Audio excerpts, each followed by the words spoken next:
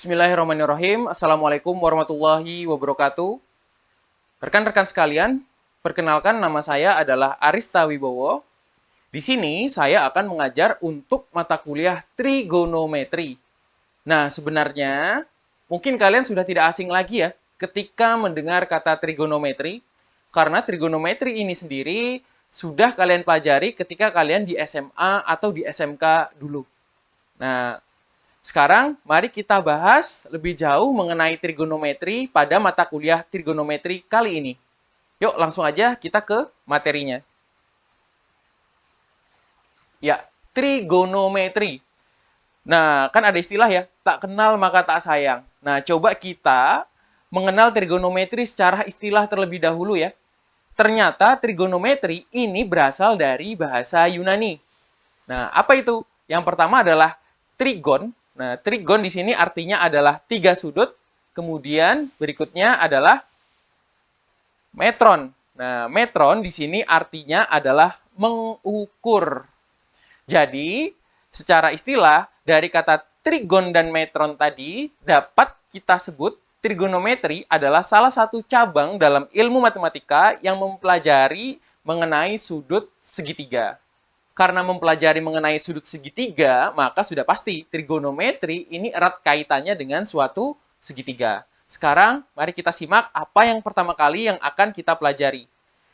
Yang pertama kali yang akan kita pelajari, kita akan mendefinisikan fungsi trigonometri melalui suatu segitiga siku-siku. Dapat kalian perhatikan pada layar, ya. Jadi ini adalah suatu segitiga siku-siku. Nah, misalkan salah satu sudutnya itu adalah sudut theta. Maka sisi-sisi segitiga tersebut dapat kita definisikan sebagai berikut. Sisi depan. Nah, sisi depan adalah sisi yang berada di hadapan sudut theta. Kemudian ada sisi samping, yaitu sisi yang berada di samping sudut theta. Dan ada sisi miring. Nah, sisi miring di sini adalah sisi terpanjang pada suatu segitiga siku-siku. Nah, penamaan sisi depan, sisi samping, dan sisi miring ini sangat erat kaitannya dengan sudut yang kita pilih. Nah, tadi yang kita pilih kan sudut tetanya posisinya ada di sini. Bagaimana kalau misalkan di sini ada sudut alfa gitu ya? Nah, maka di sini nanti sisi depan samping miringnya tuh beda. Jadi kalau misalkan di sini sudut alfa, maka nanti di sini yang jadi depan, ya, di sini yang menjadi samping, dan yang di sini tetap jadi miring. Jadi seperti itu. Jadi kalian nanti ke depannya harus benar-benar memperhatikan sudut apa yang kalian pilih, kemudian nanti sisi-sisi depannya apa, sisi sampingnya apa, dan sisi miringnya itu apa. Oke. Setidaknya di sini ada 6 fungsi trigonometri yang harus kalian ketahui. Yang pertama adalah sinus theta. Nah, sinus theta adalah perbandingan dari panjang sisi depan segitiga siku-siku tersebut dibandingkan dengan panjang sisi miring dari segitiga siku-siku tersebut. Kemudian berikutnya adalah kosinus theta. Kosinus theta adalah perbandingan dari sisi samping dari segitiga dibandingkan dengan sisi miring, panjang sisi miring dari segitiga. Kemudian fungsi yang ketiga yang harus kalian ketahui adalah tangen theta atau bisa juga dituliskan dengan tan theta. Tan theta adalah perbandingan dari panjang sisi depan dengan panjang sisi samping dari segitiga siku-siku. Berikutnya adalah kosekan theta. Kosekan theta adalah perbandingan dari panjang sisi miring segitiga siku-siku dibandingkan dengan panjang sisi depan segitiga siku-siku terhadap sudut theta ya tentunya. Kemudian berikutnya adalah secant theta. Secant theta adalah perbandingan dari panjang sisi miring dibandingkan dengan panjang sisi samping dari segitiga siku-siku terhadap sudut theta. Dan yang terakhir adalah kotangen theta. Nah, kotangen theta ini adalah perbandingan dari panjang sisi samping segitiga dengan panjang sisi depan dari segitiga terhadap sudut theta. Nah, bagaimana? Ternyata ada 6 fungsi trigonometri ya pada suatu segitiga siku-siku. Dan saya yakin sekali kalian sudah tidak asing lagi dengan fungsi-fungsi ini. Nah, yang baru kita pelajari ini sangat sederhana sekali ya. Cuma perbandingan segitiga dari sisi depan, sisi samping, dan sisi miring. Tapi ternyata dari hal yang sederhana ini ada manfaat yang begitu besar yang dapat kita aplikasikan dalam kehidupan sehari-hari. Diaplikasikan dalam apakah itu? Mari kita lihat ilustrasi berikut. Misalkan kita jalan-jalan ya ke suatu kota, kemudian kita melihat ada suatu gedung yang sangat tinggi sekali. Nah, kemudian kita berpikir nih, kira-kira bagaimana ya cara mengukur tinggi gedung tersebut? Nah, secara simpel sih kalau mau ngukur ya sudah kita pakai meteran aja. Dari bawah kita ukur nih sampai ke atas nih. Tapi pertanyaannya adalah apakah meteran itu cukup? Kemudian apakah bagaimana sisi keamanannya, kemudian waktunya, biayanya dan lain sebagainya? Ternyata dengan matematika kita dapat menghitung tinggi suatu gedung tersebut dengan cara yang sangat simpel dengan memanfaatkan konsep trigonometri. Tapi di sini ada alat bantu yang harus kalian pakai untuk mengukur tinggi segitiga tersebut. Setidaknya di sini kalian harus ada meteran, kemudian juga ada klinometer. Nah, ini adalah klinometer. Jadi klinometer ini nanti akan kita manfaatkan untuk memperoleh sudut elevasi yang kita lihat terhadap puncak dari gedung tersebut. Ya, ini adalah penampakan dari klinometer. Di sini ada derajatnya ya. Kemudian nanti di sini kalian bisa melihat besar sudut yang dilihat. Nah, kalian bisa melihatnya. Di sini ada dua skala, di mana skalanya ada skala derajat dan juga ada skala persen. Baik, kita kembali ke perhitungan ya. Jadi bagaimana cara untuk menghitungnya? Cara untuk menghitungnya adalah kalian dapat menggunakan meteran. Kalian ukur tuh jarak dari gedung ke posisi kalian. Misalkan aja jaraknya adalah 10 meter. Kemudian, setelah itu, kalian ukur jarak dari tanah ke posisi klinometer. Misalkan aja dari tanah ke mata, seperti itu ya. Posisi klinometer kan kita ngelihatnya dari mata. Misalkan adalah 1,5 meter. Nah, kemudian dengan klinometer tersebut, kita akan mencari sudut elevasinya. Yaitu kita lihat tuh puncak dari gedung. Nah, misalkan adalah tertera 45 derajat. Berarti nanti sudut elevasinya adalah 45 derajat. Nah, bagaimana cara untuk mengetahui tingginya? Cara untuk mengetahui tingginya nih berarti kita harus tahu nih nilai X. Nah, nilai X itu adalah dari puncak ke posisi sini. Posisi sini ini akan sejajar dengan posisi klinometer ya. Berarti nanti untuk tinggi gedungnya tinggal kita jumlahkan 1,5 meter tadi ya dengan X. Oke, pertanyaannya adalah bagaimana cara untuk mencari nilai X tersebut. Nah, kalau kita perhatikan, ini akan bentuk suatu segitiga siku-siku ya. Nah, maka karena ini adalah suatu segitiga siku-siku, nanti kita bisa memanfaatkan fungsi trigonometri. Nah, mari kita ambil segitiganya. Oke, jadi kalau kita ambil segitiganya seperti ini, kemudian tadi sudutnya adalah 45 derajat ya. Maka yang 10 meter ini dapat kita anggap sebagai sisi samping, kemudian yang X yang mau kita cari itu bisa kita anggap sebagai sisi depan. Nah, kira-kira pakai konsep apa ya kita untuk mencari nilai X-nya? Apakah sinus, kosinus, tangen, sekan, kosekan, atau kotangen? Nah, kita lihat nih, apa sih yang berkaitan dengan sisi samping dan sisi depan? Nah, salah satunya adalah kita dapat memanfaatkan fungsi tangen ya. Jadi tangen 45 derajat itu adalah sisi depan, panjang sisi depan dibanding dengan panjang sisi samping. Sisi depannya adalah X dan sisi sampingnya adalah 10. Dan dengan menggunakan kalkulator nanti kalian bisa mencari nilai dari tangen 45 derajat. Sehingga nilai X sama dengan 10 dikalikan tangen 45 derajat. Nah, tangan 45 derajat kalau menggunakan kalkulator, itu nilainya adalah 1. Sehingga 10 kali 1 adalah 10 meter. Sehingga kita bisa memperoleh itu tinggi dari gedung yang ingin kita ukur. Jadi tinggi gedung tinggal kita jumlahin aja. 1,5 meter ditambah dengan 10 meter. Oh, ternyata tinggi gedungnya adalah 11,5 meter. Nah, pertanyaannya di sini adalah, tadi di sini ada tangan 45 derajat. Kita menggunakan kalkulator tuh. Nah, tapi sebenarnya ada nggak sih sudut-sudut tertentu yang kita dapat menentukannya tanpa harus menggunakan kalkulator? Nah, itu ada ya, saudara-saudara sekalian. Jadi, kita akan mengenal sudut-sudut istimewa pada trigonometri. Jadi, dengan sudut istimewa ini, kalian tidak perlu kalkulator untuk menentukan nilainya. Oke, kita akan membicarakan untuk sudut istimewa yang pertama, yaitu 45 derajat. Dapat kalian lihat di sini. Nah, jadi untuk sudut 45 derajat, kalian dapat membuat suatu segitiga sama kaki. Misalkan panjang kakinya adalah A, di sini A, otomatis di sini besar sudutnya adalah 45 derajat, dan sisi miringnya nanti dapat kalian cari dengan menggunakan konsep Pitagoras, sehingga nanti diperoleh A akar 2. Nah, kita akan menentukan sisi sampingnya, sisi depannya, dan sisi miring berdasarkan sudut 45 derajat ini. Maka berdasarkan definisi, maka kita akan memperoleh sudut-sudut 45 derajat dari sinus, kosinus, tangen, kosekan, sekan, dan kotangen seperti yang kalian lihat pada layar. Kemudian sudut istimewa berapa lagi selain 45 derajat? Nah, sudut istimewa yang lain adalah 30 derajat. Nah, bagaimana cara untuk memperoleh nilai sudut istimewa 30 derajat? Jadi kalian dapat membuat suatu segitiga sama sisi. Nah, kalau segitiga sama sisi, misalkan sisinya adalah A, maka semua sisi yang lainnya juga A. Kemudian, sudut-sudutnya adalah 60 derajat, 60 derajat, dan 60 derajat. Nah, kalau kita bagi dua nih, ya, segitiganya, maka nanti akan menjadi segitiga siku-siku seperti ini. Yang tadinya A, alasnya menjadi setengah A. Nanti tingginya bisa kita cari dengan menggunakan konsep Pitagoras, yaitu setengah A akar 3. Nah, sudutnya yang di atas ini berarti menjadi setengah dari 60 derajat, yaitu 30 derajat.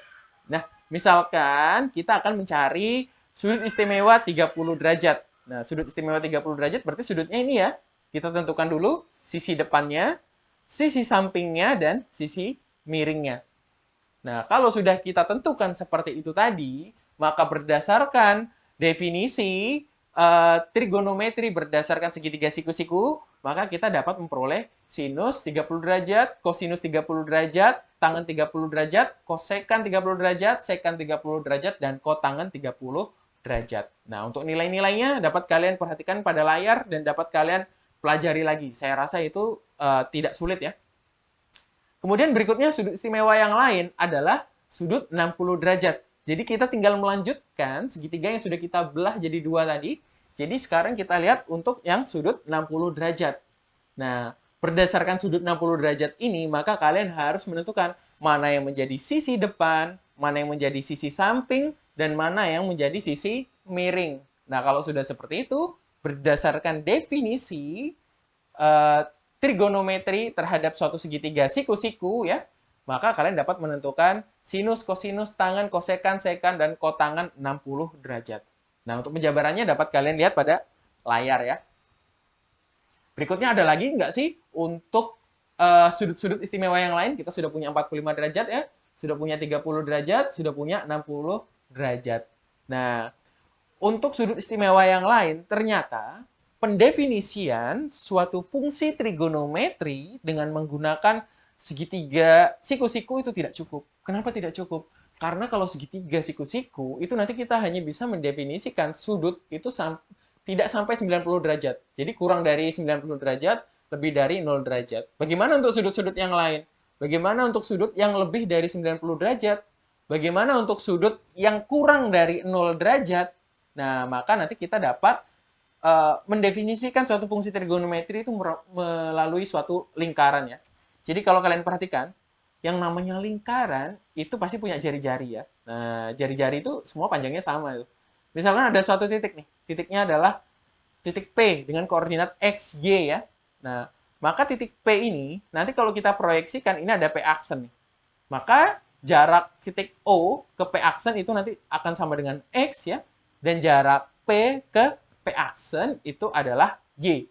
Kemudian nanti OP itu merupakan suatu jari-jari.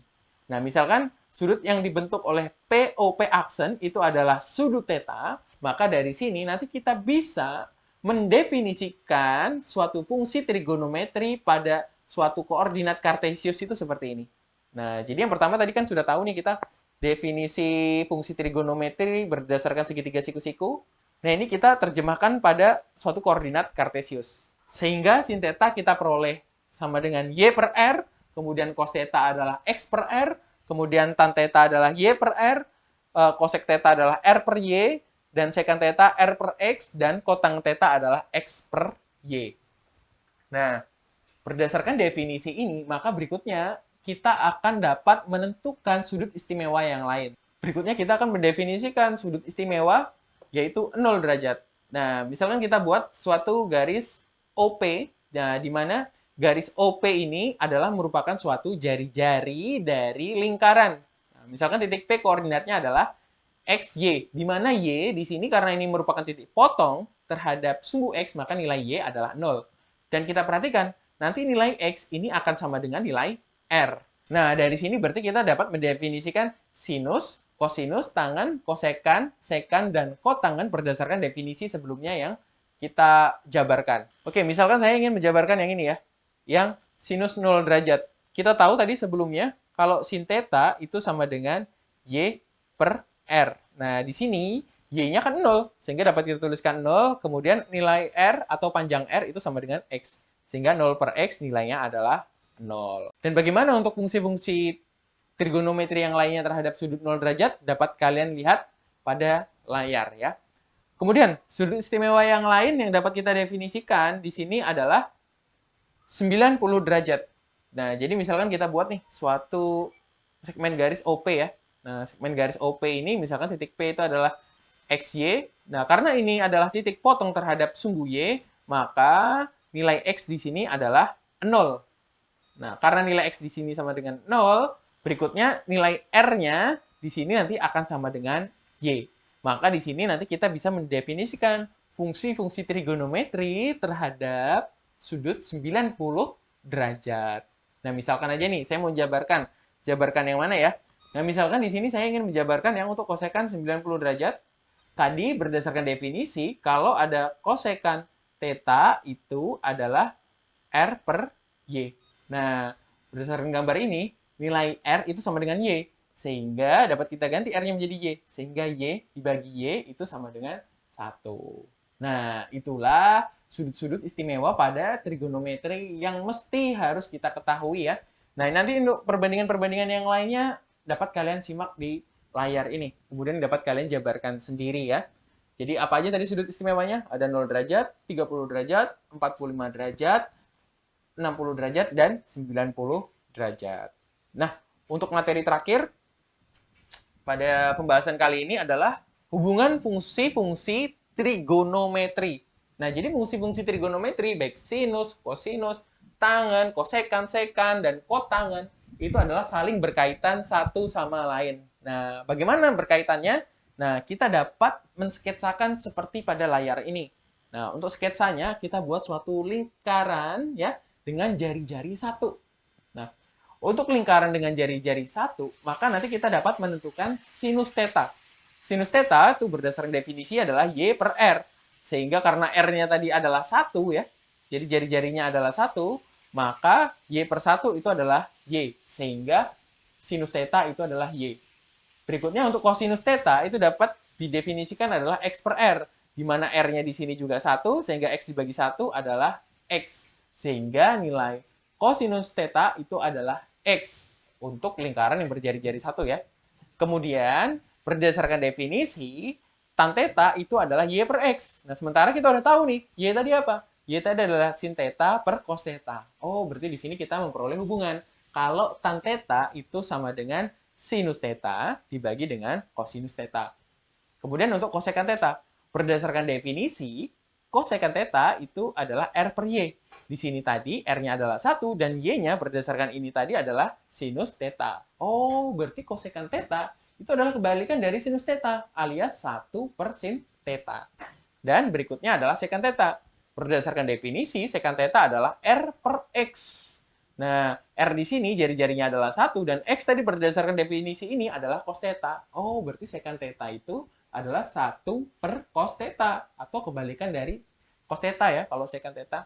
Kemudian kalau untuk kotangen theta itu berdasarkan definisi itu adalah X per Y. Nah, di mana di sini tadi X itu adalah cos theta, kemudian Y itu adalah sin theta. Sehingga kotangen theta itu adalah cos theta per sin theta. Nah, cos theta per sin theta itu tidak lain dan tidak bukan adalah kebalikan juga dari tangen theta. Baik, mungkin sekian dulu pembelajaran kita pada hari ini. Jadi hari ini kita sudah belajar apa aja? Kita sudah belajar tentang bagaimana mendefinisi Baik, mungkin demikian pembelajaran kita pada hari ini. Jadi apa saja yang sudah kita pelajari, saya akan mereviewnya. Yang pertama kita mempelajari bagaimana kita mendefinisikan suatu fungsi trigonometri melalui segitiga siku-siku. Kemudian kita mendefinisikan fungsi trigonometri melalui lingkaran. Kemudian kita mempelajari sudut-sudut istimewa. Dan yang terakhir adalah kita mempelajari hubungan fungsi-fungsi trigonometri itu sendiri. Demikian saya rasa cukup pembelajaran kali ini. Untuk modul, tugas, dan latihan dapat kalian download di link deskripsi di bawah. Terima kasih atas perhatian. Saudara-saudara sekalian, tetap sehat, tetap semangat. Akhirul kalam. Wassalamualaikum warahmatullahi wabarakatuh.